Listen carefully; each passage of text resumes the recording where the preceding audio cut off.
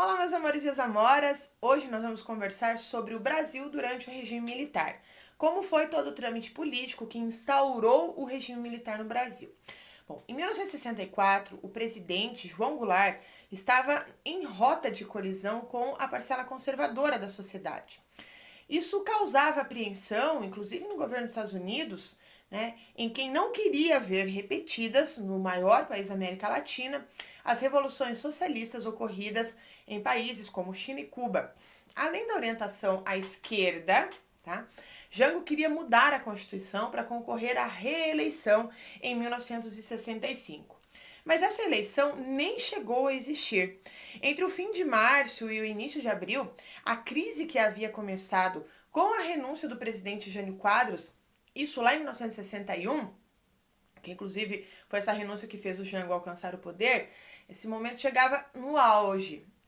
Então, de um lado, a cúpula dos militares, a ala conservadora da Igreja Católica, boa parte da imprensa, empresários, latifundiários e as classes média e alta. Do outro, lideranças camponesas, sindicatos e militares de baixa patente. Eu já dei um spoiler aqui sobre esse período, mas eu quero falar um pouco mais sobre os antecedentes do golpe. Então, entre 1964 e 1985, o Brasil viveu uma ditadura militar. Durante o governo do presidente João Goulart, que foi derrubado por um golpe de Estado, um tema que ganhou uma importância crescente, foram as reformas de base. O Brasil tinha vivido grandes transformações desde os anos 1940, de modo que, ao assumir o cargo, Jango é o jeito que chamavam João Goulart, O Jango encontrou muitos problemas sociais e econômicos que precisavam ser resolvidos. Setores da sociedade, como a classe média e a Igreja Católica, temiam o avanço do movimento comunista, em quem o presidente buscava cada vez mais apoio. Lembrando que a gente está falando de uma fase em plena Guerra Fria. Os latifundiários ficavam preocupados com a reforma agrária e a tensão que ela poderia gerar no campo. As empresas multinacionais se sentiram prejudicadas com os limites impostos à remessa de lucros para o exterior. E os militares também passaram a apontar o perigo que as mobilizações populares representavam para a democracia, ao subverterem a ordem e a paz. Nesse cenário de intensa agitação e radicalização, radicalização política efetivamente, o golpe contra o João Goulart veio dos segmentos mais conservadores, como eu disse no início desse vídeo. Então a intervenção dos militares contou sim com o apoio civil, inclusive no Congresso Nacional, que oficializou um golpe contra um presidente constitucionalmente eleito. Muitos civis que apoiaram a intervenção pensaram que a tomada do poder dos militares resumiria ao afastamento do João Goulart, ao restabelecimento da ordem e a passagem do poder novamente às mãos de civis, o que, no entanto, só ocorreu 21 anos depois. Bom, então outra coisa importante do regime militar é o milagre econômico. Ao longo da ditadura, o Brasil foi governado por 5 generais, E por um breve período, em 1969, também por uma junta militar. Do ponto de vista econômico, o primeiro governo militar tomou uma série de medidas visando superar a crise herdada do período anterior. Porém, elas não surtiram o efeito esperado imediatamente, o que, somado à crescente repressão, suscitou as primeiras críticas por parte daqueles que tinham apoiado o golpe. Bom, então começaram sendo apoiados, depois aqueles que apoiaram falaram: olha, nós não gostamos do que vocês estão fazendo.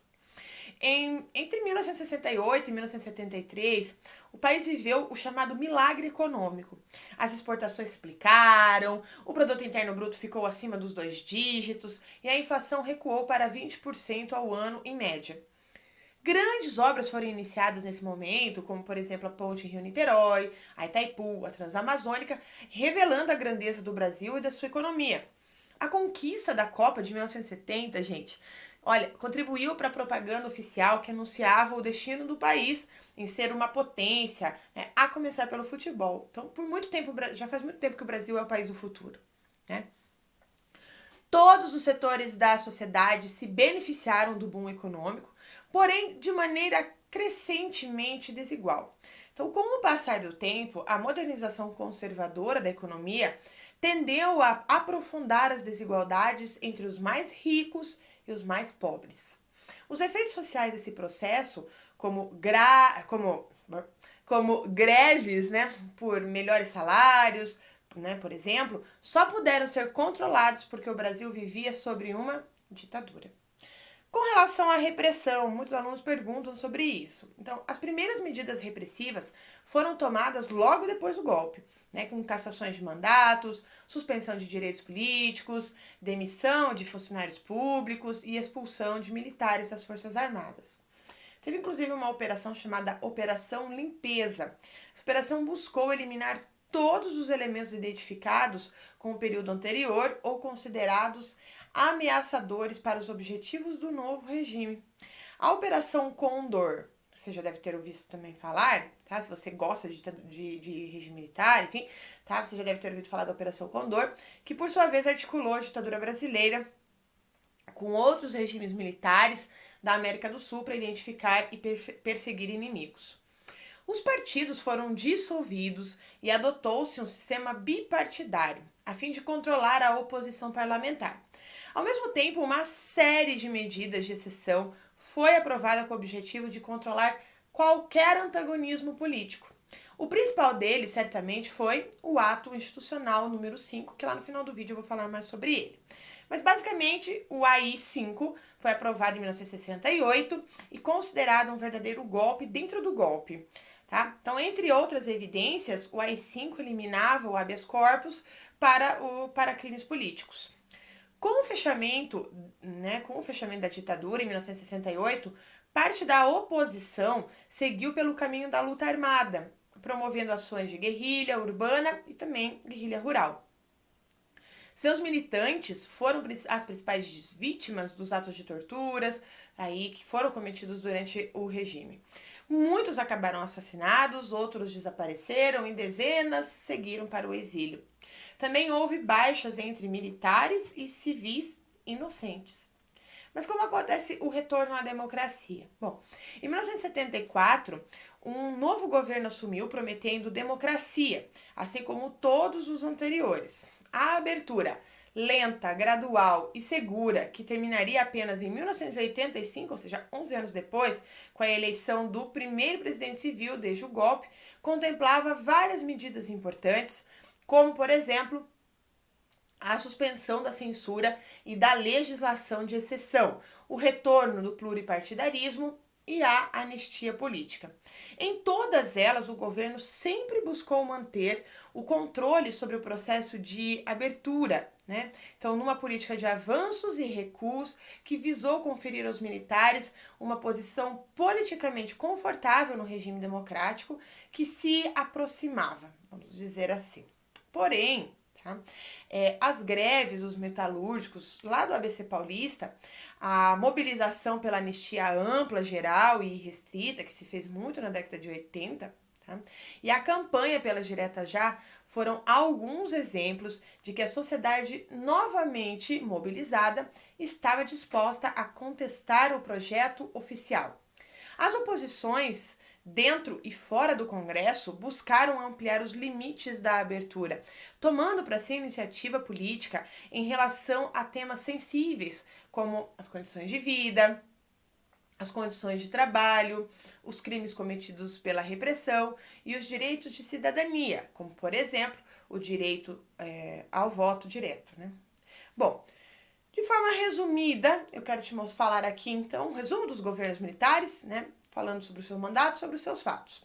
Então, o primeiro governo foi o Castelo Branco. Ele governou entre 1964 e 1967.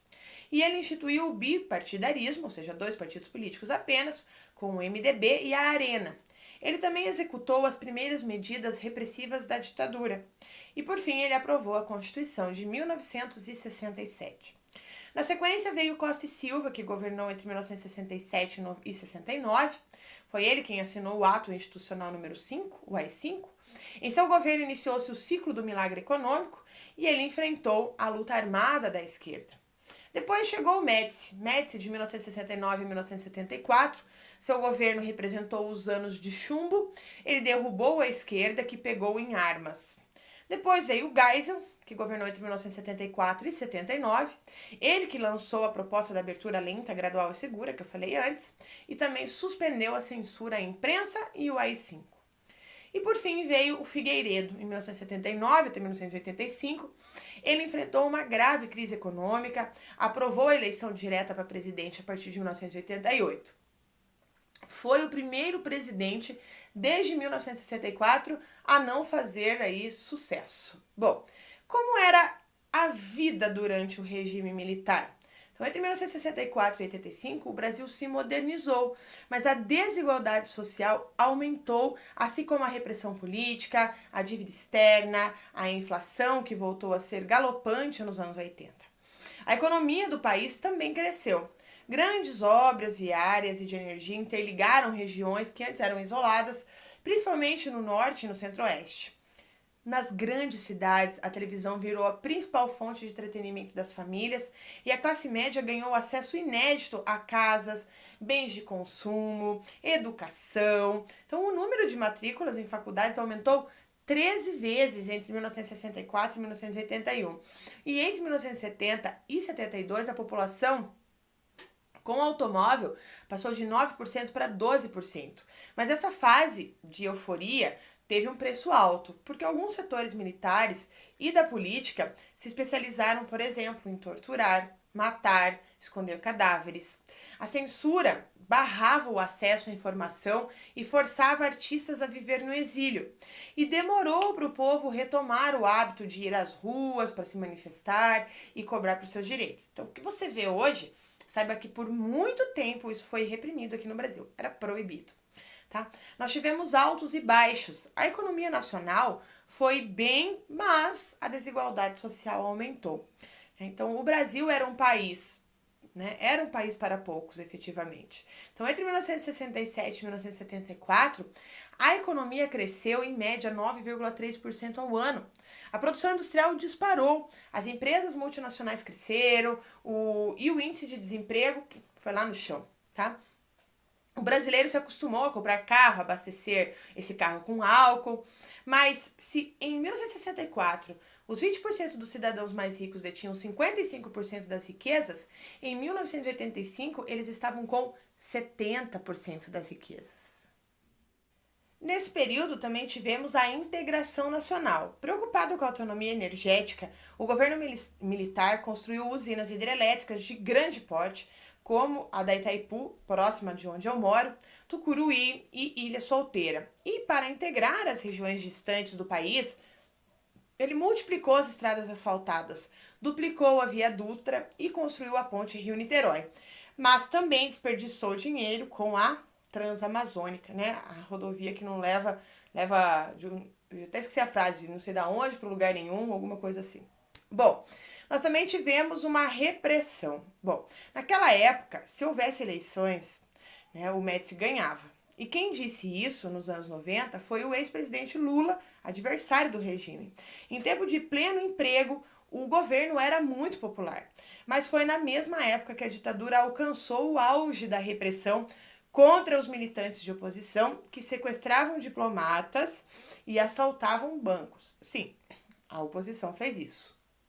Também buscava-se dar um drible na censura, vamos dizer assim. Jornais, revistas e emissoras de rádio e TV conviviam com censores nas redações. Alguns veículos driblaram as proibições de forma cifrada. Foi o caso, por exemplo, dos sonetos de Luiz de Camões, publicados pelo jornal Estadão. Mas foram os jornais nanicos que melhor enganavam o regime, com destaque para o Pasquim e a sua entrevista com a atriz Leila Diniz. Se você nunca viu, eu aconselho buscar lá no YouTube essa entrevista. Vamos lá. A cultura amordaçada. A censura se especializou em perseguir artistas e produtores culturais. Chico Buarque chegou a adotar o pseudônimo Julinho da Adelaide para aprovar aí composições e não é que deu certo. Na TV, a Rede Globo emplacou a novela O Bem Amado de Dias Gomes, mas a análise bem humorada da política nacional teve 37 dos seus 178 capítulos desfigurados. Também nós tínhamos 90 milhões em ação. O que significa isso? Que foi durante o governo Médici, ele que eu já disse que governou entre 69 e 74, a seleção de futebol levou o tri da Copa do Mundo em 1970. E no ano seguinte começou o Campeonato Brasileiro com times de todas as regiões do país. Dizia-se que a escolha dos clubes que participariam do torneio seguia um ditado: onde a Arena, que era o partido do governo, né, vai mal, um time no Nacional. Então, em 1974, a CDB, que é a antecessora da CBF, era comandada por um almirante Heleno Nunes, que interferia na convocação dos jogadores para a seleção. Bom, também nesse período nós tivemos uma democracia de mentira. Como assim? Os brasileiros foram sim às urnas 5 vezes para eleger os cargos legislativos. Já as eleições para cargos executivos eram indiretas. Em 3 das 5 escolhas para presidente, a oposição teve candidatos simbólicos. Os vereadores, deputados e senadores eleitos não incomodavam. O Poder Executivo usou mais de 2.000 decretos-leis para governar. Tem noção? Mais de 2.000 decretos-leis. É decreto, hein, gente? Bom, e por fim, o que foi o ato institucional número 5, que tanto gera curiosidades e questões? O que dizia, afinal, esse decreto? E o que aconteceria, né, com o Brasil se ele fosse reeditado hoje, mais de 50 anos depois? A maioria dos brasileiros já ouviu falar do AI-5 e sabe que foi uma das medidas mais repressivas da ditadura militar. Mas o que exatamente esse decreto estabeleceu? E o que significaria implantar hoje um novo ato institucional número 5? Então, para entender, a gente precisa voltar ao contexto histórico em que ele foi criado. Porque após o golpe militar de 1964, a junta governamental formada pelos militares começou a governar por decretos, os chamados atos institucionais. Então, nós tivemos o AI1, AI2, AI3, AI4, AI5, enfim. Tá? Então, o AI1 foi assinado no dia 9 de abril de 1964 e suspendia por 10 anos os direitos políticos de todos os cidadãos vistos como opositores ao regime, fossem eles civis, militares ou membros do antigo regime. Tanto faz. Tá? Além disso, o AI1 determinava que a eleição para o próximo presidente da República seria feita de forma indireta. Isso significa que seria feita pelos membros remanescentes do Congresso que não tiveram o mandato cassado. Então, assim, em 15 de abril, o general Castelo Branco assumia a presidência do Brasil. Antes de falar mais ainda sobre o AI-5, né, falar do AI-5, vale um lembrete do que determinou os outros atos institucionais para o contexto ficar mais claro, tá? Por isso que eu estou falando deles. Então, por exemplo, o AI-2, ele foi assinado em outubro de 1965 e este pôs o fim a todos os partidos políticos e criou apenas 2 opções, a Arena e o MDB, que era o Movimento Democrático Brasileiro. Além disso, a eleição indireta para presidente e vice agora seria feita com voto aberto no Congresso, ou seja, o deputado seria chamado lá na frente para dizer no microfone, né, se votava ou não no candidato proposto pelo regime. O que você acha disso? Bom, o ato institucional número 3, do começo de 1966, alterou um ponto do AI-5. Nas eleições para governador em 1965, a população elegeu mais candidatos opositores do que indicados pelos militares. Por causa disso, o governo acabou com a eleição direta. Então, através do ato institucional, as eleições estaduais e municipais também passavam a ser indiretas, com voto aberto no Congresso. Finalmente, o ato institucional número 5, do fim de 1966, convocou o Congresso Nacional para a elaboração de uma nova Constituinte, a de 1967. Com a nova Carta Constitucional, todos os outros AIs, né, viraram leis. Sim, os atos institucionais viraram leis. Mas mesmo com a escalada de medidas autoritárias, uma parte da população não tinha medo de se opor ao regime. Bom, também uma outra característica dessa época eram os plenos poderes aos militares, porque as passeatas de rua contra o regime aumentaram nas principais cidades do país. Então, em São Paulo, elas chegaram a reunir milhares de pessoas em resposta ao governo. O que ele fez? Ele invadiu os sindicatos e começou a reprimir pesadamente os protestos estudantis com o uso de armas de fogo. O estopim da repressão veio no final de março de 68, com a invasão do restaurante central dos estudantes, apelidado de Calabouço, na antiga sede da UNE. Os militares decidiram invadir o local porque os estudantes protestavam contra o preço das refeições, nem é do governo, estavam falando das refeições. Lá, a PM matou um estudante chamado Edson Luiz, de 18 anos, com um tiro a queima-roupa no peito. O caso horrorizou a população e foi causa da passeata dos 100 mil. Isso aconteceu no Rio de Janeiro, tá? Juntando civis, estudantes, artistas, intelectuais, foi todo mundo pra rua, tá? Mas o estopim para o ato institucional número 5 só veio pouco depois, com o discurso do deputado do MDB, o Moreira Alves. O curioso é que o deputado era contra o governo Jango e, inclusive, apoiou o golpe de 31 de março de 64. Mas militares começaram a tomar medidas mais rígidas e ele se portou como oposição, o que aconteceu com outros também, tá? Então, no dia 2 de setembro de 1968, em protesto contra a invasão da UNB pela PM, Moreira Alves fez um discurso no plenário chamando os quartéis de covis de torturadores e propondo um boicote ao militarismo, pedindo que a população não participasse dos festejos do dia 7 de setembro. Seria necessário que cada pai e cada mãe se compenetrasse de que a presença dos filhos nesse desfile e o auxílio, né, auxílio aos carrascos que os espancam e os metralham nas ruas. Portanto, que cada um boicote esse desfile, disse ele à época. Com um tom altamente irônico, o deputado chegou a recomendar, olha essa, gente, ele chegou a recomendar que as mulheres não namorassem, para usar um termo leve, tá? Não namorassem militares. Esse boicote pode passar também, sempre falando de mulheres, as moças, né? Então, aquelas que dançavam com os cadetes e namoravam jovens oficiais, que eram para recusar aceitar aqueles que silenciam e, portanto, se acumpliciam, né? Ou são cúmplices no caso, né? O discurso do Moreira Alves foi considerado pelos ministros do governo como ofensivo, né? E aos brios e à dignidade das Forças Armadas, né? Ofensivo demais. Então, o governo chegou a entrar com pedido de cassação do mandato do deputado no Supremo Tribunal Federal, mas o pedido foi recusado pelo plenário da Câmara.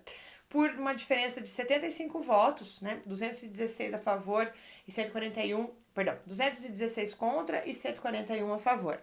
A resposta do regime veio logo. O ato institucional número 5, no dia 13 de dezembro de 1968, considerado um golpe dentro do golpe.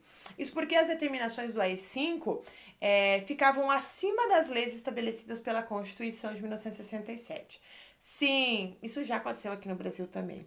Então, a partir dele, o general-presidente estava autorizado a fechar o Congresso Nacional, assumindo por completo as funções legislativas. Ele também podia cassar mandatos de parlamentares, demitir juízes, se quisesse, e até mesmo decretar estado de sítio na hora que ele quisesse.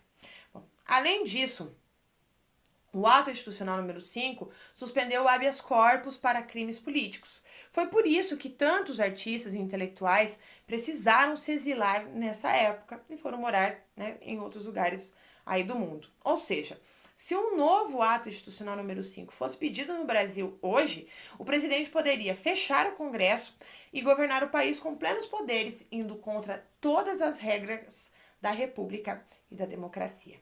Beleza? Bom, espero que você tenha gostado, que tenha esclarecido. Comente aqui, né, a nossa aula, se você tem alguma dúvida, se você tem algo para acrescentar para as nossas aulas. Um grande beijo e até mais!